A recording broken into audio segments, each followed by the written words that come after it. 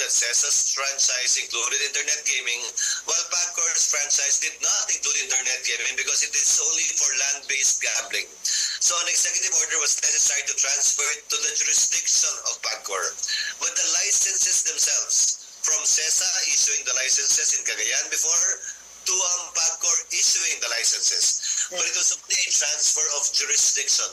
Now, Karen, what we talked about the bill or the law, taxing POGOs. Now, POGOs, when the law was passed taxing it, was already an existing undertaking. Without that law, POGOs were already proliferating. Pero mababa yung buwis na binabayaran nila. Noong pinasa yung bill na yon, na binubwisan yung POGO ng mas mataas, tumaas yung binabayaran nilang buwis sa gobyerno at sa PAGCOR. But with or without that law, POGO was already there. Even with that law right now, the president, by merely his word, actually banned it already, which is what I have been saying. All it takes to ban it would be executive fiat. So i-summarize natin ang sinasabi ni Chisa.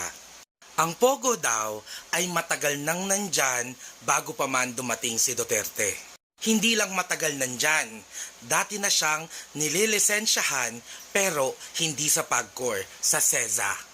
So bago pa si Duterte, legal na siya at binibigyan na siya ng mga franchise o lisensya.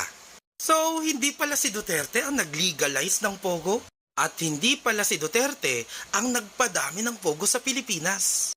Ang ginawa ni Duterte ay ilipat ang pagbibigay ng lisensya at pag-regulate ng POGO mula sa CESA papunta sa PAGCOR. Hindi lang yon ang ginawa ni Duterte. Ang isa pa niyang ginawa ay taasan ang tax ng mga POGO. Sabi nga ni Chis Escudero sa interview, kahit wala pa yung executive order na yun ni Duterte, ay nagpo-proliferate na ang POGO dito sa Pilipinas at may lisensya na sila.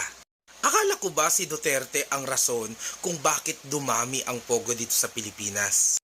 Eh kung tinaasan mo ang tax nila, ini-encourage mo ba silang dumami? Kasi 'di ba, kung ini-encourage mo ang isang industriya na dumami, 'di ba dapat binababaan mo pa yung tax nila? Actually, ang ginawa ni Duterte ay taasan pa ang tax ng mga POGO na mas magpapahirap sa sitwasyon nila dito. Ay nako, sobrang dami kong tanong at dami kong kuro-kuro tungkol sa mga binunyag na ito ni Chis Escudero. Pero isa lang ang malinaw dito. Binabasag ni Chis Escudero ang pagkonekta nyo sa pangalan